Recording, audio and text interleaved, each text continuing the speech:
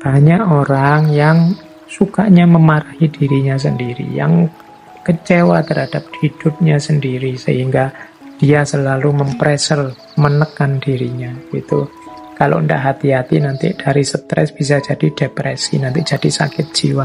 Terimalah dirimu apa adanya, juga orang lain. Harusnya kalau kita sudah mantap, sudah yakin bahwa ini benar, ini baik, sudah saya yakin dasarnya ini kuat, pasti benar, pasti baik, itu kita tidak akan repot lagi mengejar, mencari, menunggu pujian atau persetujuan orang lain. Mengaji hening bersama Dr. Fahrudin Faiz. Mari kita simak. Ini saya ngambil dari mana-mana tentang kematangan spiritual. Jadi kalau tadi kematangan agama, kita pungkasi dengan kematangan spiritual. Jadi spiritual ini ranahnya lebih ke wilayah batinnya. Membereskan diri kita secara spiritual dulu. Orang yang spiritualnya mateng, insya Allah nanti keberagamaannya juga dewasa dan matang. Dia akan jadi problem solver, bukan lagi troublemaker. Dia akan memberi solusi untuk kehidupan ini dan bukan sumber masalah. Oke, kita mulai yang pertama. Kematangan spiritual itu dicirikan ketika kita tidak lagi sibuk mengubah orang lain, namun lebih fokus mengubah diri sendiri. Jadi orang yang matang secara spiritual itu perhatian utama dan pertama adalah dirinya sendiri.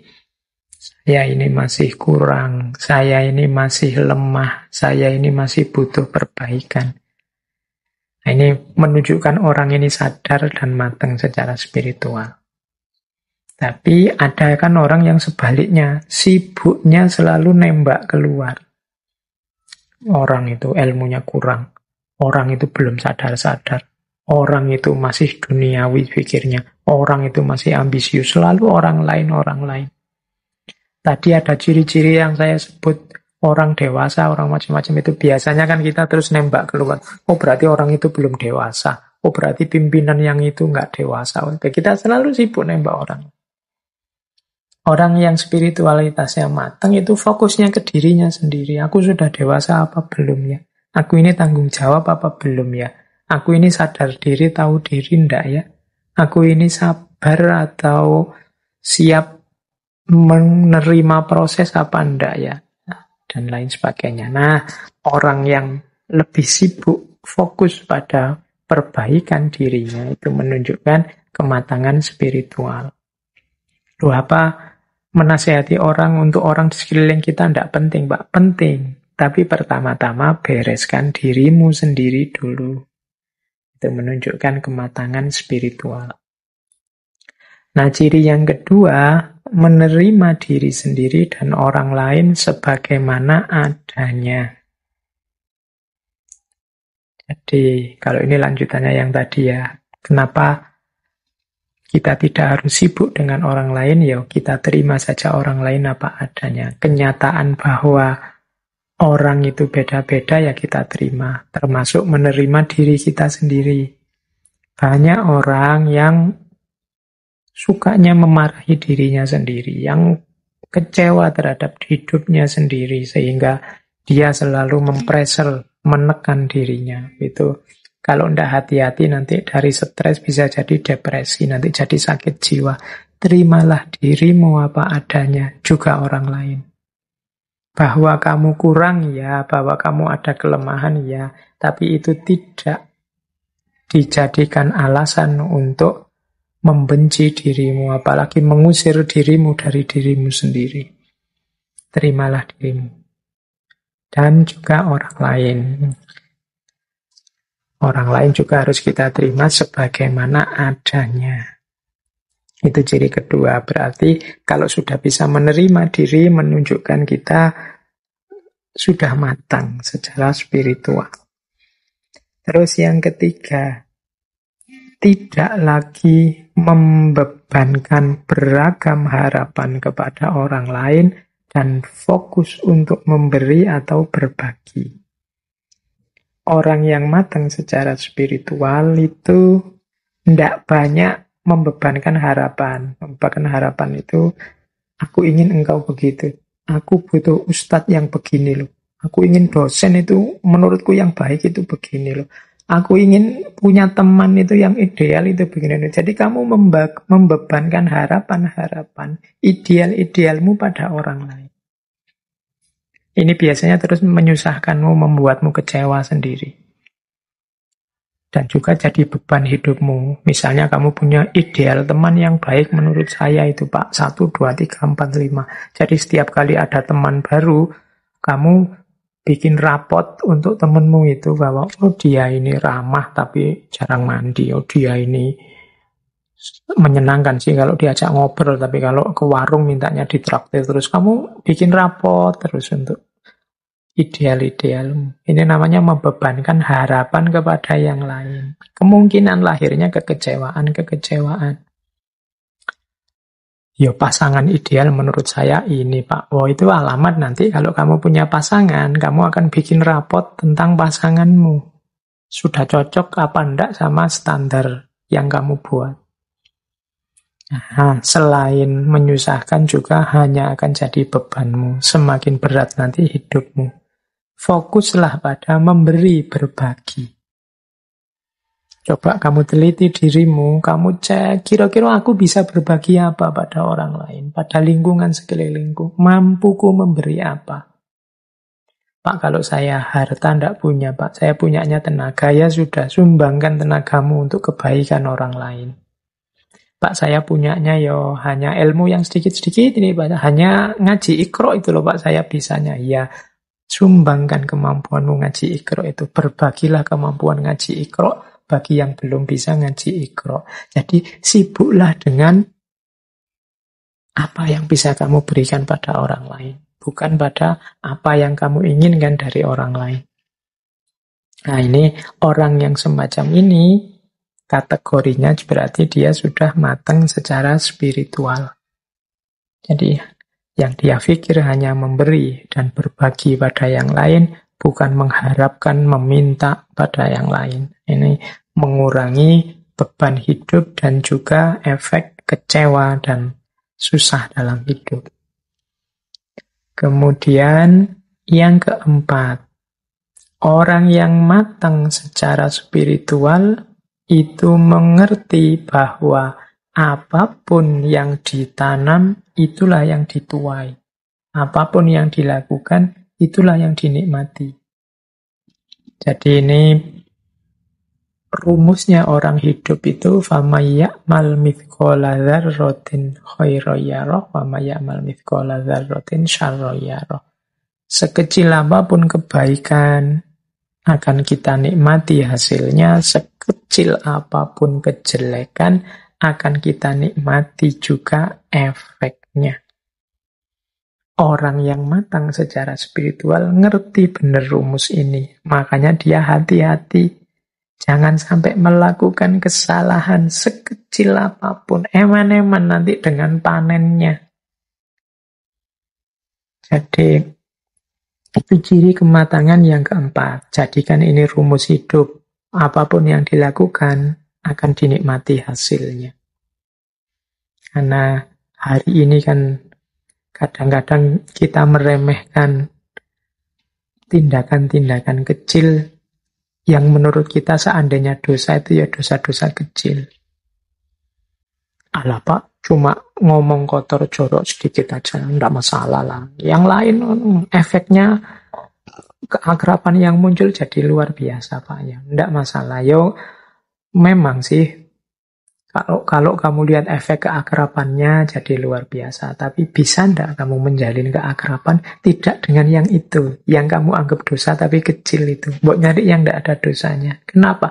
Karena sekecil apapun kekeliruan, kesalahan akan kamu nikmati, akan kamu panen hasilnya. Alah Pak, nanti tobat juga selesai ya. Tobat urusan yang vertikal. Yang horizontal kadang-kadang tidak tersangka-sangka. Ada, kalau dalam bahasa Hindu ada karma palanya. Jadi ada hukum timbal baliknya. Makanya penting bagi kita untuk hati-hati. Orang yang sudah matang secara spiritual biasanya ini sudah otomatis. Yang kelima, orang yang matang spiritual itu tidak sibuk memamerkan kepada dunia betapa diri ini benar atau baik. Nah, ini mungkin agak berat ya kalau kita hari ini. Hari ini kita dunia pencitraan, dunia medsos, Twitter, Instagram, Facebook, itu kan dunia pamer. Jadi hari ini kita tidak cukup jadi orang baik, tapi juga ingin dikenal sebagai orang baik, bahkan ingin viral sebagai orang baik. Ini sebenarnya secara tidak sadar kita membebani diri dengan 3 hal sekaligus yang berat. Menjalankan kebaikan itu ya sudah berat, tapi kita nambah beban lagi memamerkan kebaikan. Oh, ini tambah beban lagi, ingin menunjukkan. Itu pun kita masih membebani lagi, harus viral ini, harus banyak yang nge-like, banyak yang nonton, memviralkan kebaikan. Kamu capek-capek, tolong di-share ya, tolong ditunjukkan ke sana ya, tolong. Wis, harusnya bebannya cuma 1, melakukan kebaikan saja, kamu nambah jadi 3. Ya sudah. Tidak cerdas, tidak matang secara spiritual. Itu kalau versi ini loh ya, nanti saya jangan dimarahi. Saya cuma mengikuti teori ini. Betapapun memang memamerkan kebaikan itu bukan sesuatu yang positif. Bahwa orang melihat kebaikan yang engkau lakukan tidak masalah. Bahwa orang tahu engkau melakukan kebaikan tidak masalah, tapi jangan secara sengaja memamerkan kebaikan, menunjukkan kepada orang lain bahwa kamu sudah melakukan kebaikan. Tapi saya niatnya, Pak, agar orang lain niru saya. Yo, alhamdulillah kamu kalau bisa niat seperti itu, tapi biasanya menato niat itu rumitnya luar biasa. Tidak sadar terselip-selip di situ kamu. Mungkin diam-diam ingin orang lain tahu bahwa kamu itu baik. Kadang-kadang, ya enggak cuma lewat medsos, kadang lewat omongan kan juga begitu.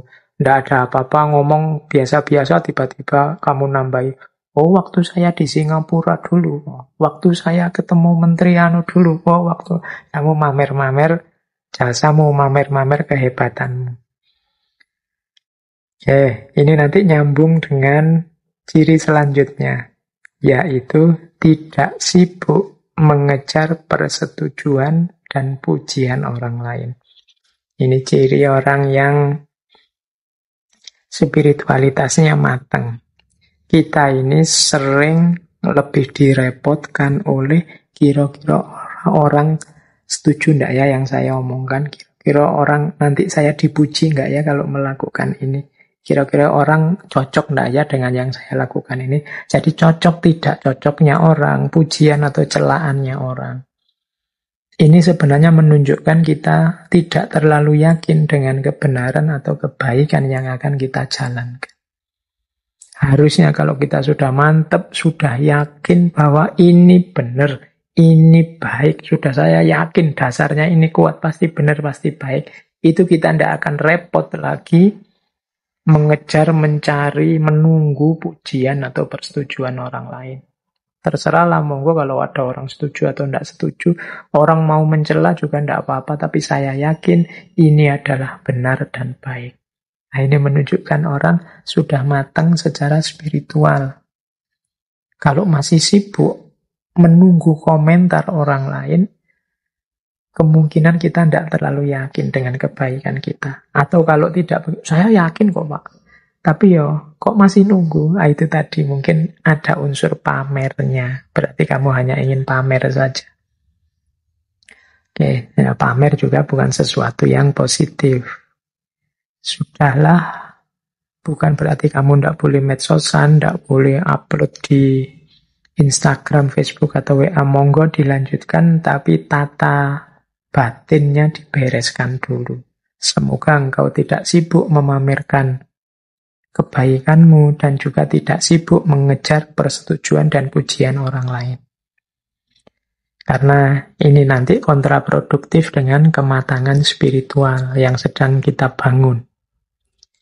Biasanya kalau orang mengejar pujian, kemudian yang datang itu celaan, itu moodmu langsung turun drastis, mengacaukan ritme ketenanganmu, bahkan nanti mungkin menghalangi jalan spiritualmu.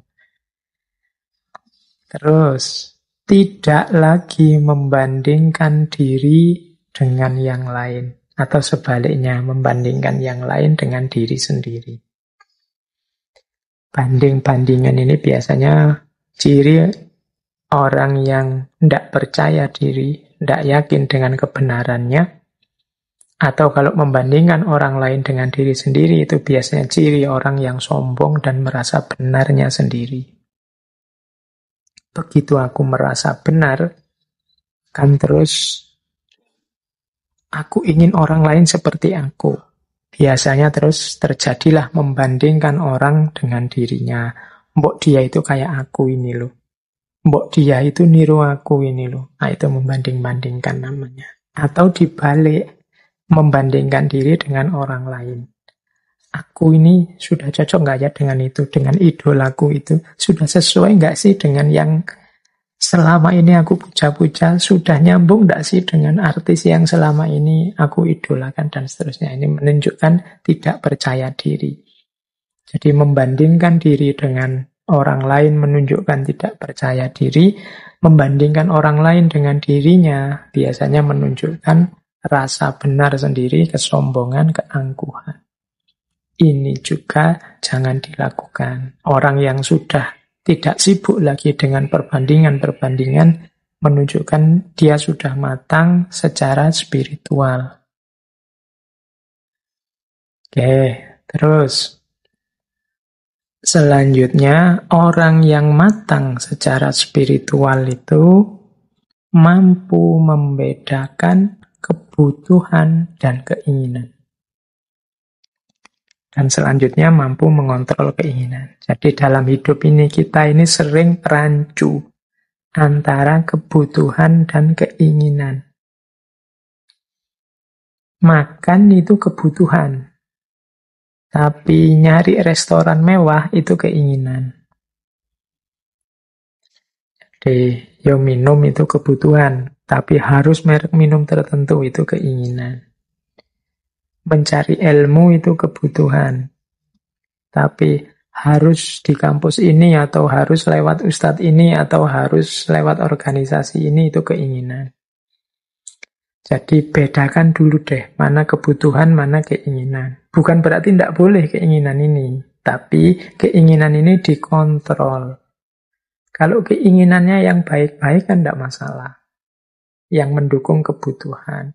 Saya Pak ingin makan. Nah makan ini kebutuhan. Dan saya kok kebetulan idolanya angkringan. Maka saya ke angkringan. Tidak masalah. Tidak ada jeleknya toh Pak ke angkringan. Oke. Tapi mungkin ada keinginanmu yang tidak nyambung. Pak saya ingin makan. Tapi saya kok ingin makan di restoran itu ya. Yang satu porsinya 1 jutaan itu. Nah misalnya. Lah terus uangmu berapa? Modalmu berapa? Itu kan penting. Kalau memang tidak seimbang antara sekali makan dengan hidupmu sehari-hari, ya keinginanmu yang dikontrol. Jadi bedakan kebutuhan dan keinginan. Pak, saya ini butuh hiburan, Pak. Hari ini kan semua punya HP. Jadi saya mau beli HP. Boleh. Berarti HP-mu itu kebutuhanmu. Nah, sekarang keinginan. Kamu ingin beli HP yang apa? Kamu ingin HP yang speknya seperti apa? Nah, itu harus dikontrol. Disesuaikan dengan modalnya, disesuaikan dengan tingkat kebutuhannya. Kamu butuh untuk komunikasi apa butuh untuk main game atau apa? Kan itu nanti disesuaikan dengan keinginannya. Modalmu berapa? Uangmu berapa? Dan seterusnya. Nah, ini mudahnya kemampuan untuk membedakan kebutuhan dan keinginan. Bukan berarti tidak boleh orang menginginkan sesuatu, tapi kemampuan mengontrol keinginan itu nanti salah satu bukti kematangan spiritual. Tidak semua keinginan kita harus terpenuhi karena kita ini manusia. Ada keinginan yang bisa dipenuhi, ada yang tidak. Bahkan ada keinginan yang pantas untuk diinginkan, ada yang tidak pantas untuk diinginkan. Tidak pantas dalam arti, belum waktunya, belum saatnya. Rumusnya seperti tadi ya, kita harus sadar diri dan tahu diri sebelum mancang keinginan. Oke, terus yang terakhir, ciri kematangan spiritual itu tidak lagi menggantungkan kebahagiaan kepada hal-hal yang material. Jadi orang yang spiritualitasnya mantap dan matang, itu kebahagiaannya tidak tergantung pada hal-hal di luar dirinya. Saat ini juga, detik ini juga saya bisa bahagia. Apapun yang saya miliki, materi apapun yang nempel pada saya. Itu namanya tidak menggantungkan kebahagiaan kepada hal-hal yang material. Nah, ini bisa dicek lagi di sesi filsafat kebahagiaan. Itu hampir semua tokoh filsafat kebahagiaan yang kita angkat itu tidak lagi menggantungkan kebahagiaan kepada hal-hal yang material. Dan justru itulah cirinya kematangan spiritual. Baik, teman-teman. Saya kira mungkin itu ya materi untuk malam hari ini. Sebagai catatan terakhir dari sesi kematangan beragama ini, pertama-tama harus kita sadari bahwa menuju kematangan beragama, kematangan spiritual, ini butuh proses. Jadi butuh waktu, butuh level-level tindakan, tingkatan-tingkatan yang harus kita daki. Tidak ada yang instan. Kalau saya bicara butuh proses, berarti juga butuh kesabaran, butuh istiqomah. Saya sendiri juga tidak berani mengklaim saya sudah matang secara agama, sudah dewasa beragamanya, sudah matang spiritualnya. Tapi kita bareng-bareng berusaha. Termasuk ngaji kita malam hari ini, kan upaya untuk kita meniti jalan untuk semakin baik, semakin dewasa dalam beragama. Jadi tidak instan.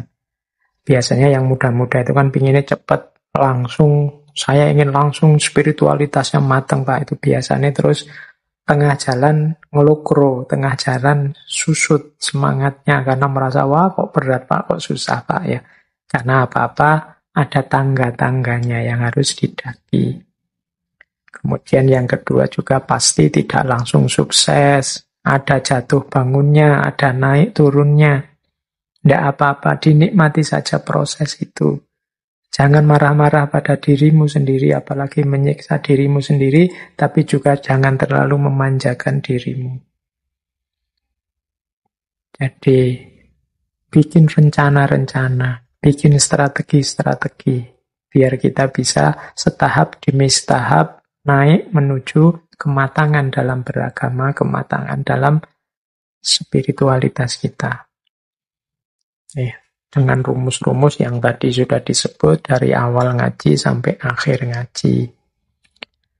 Oke, saya kira itu untuk sesi malam hari ini. Kurang lebihnya mohon maaf. Wallahul muwaffiq, wallahu a'lam bishawab. Wassalamualaikum warahmatullahi wabarakatuh. Terima kasih sudah menyimak. Semoga channel Mengaji Hening bersama Dr. Fahrudin Faiz selalu bisa memberikan ilmu, motivasi, dan kebermanfaatan. Salam sehat dan bahagia.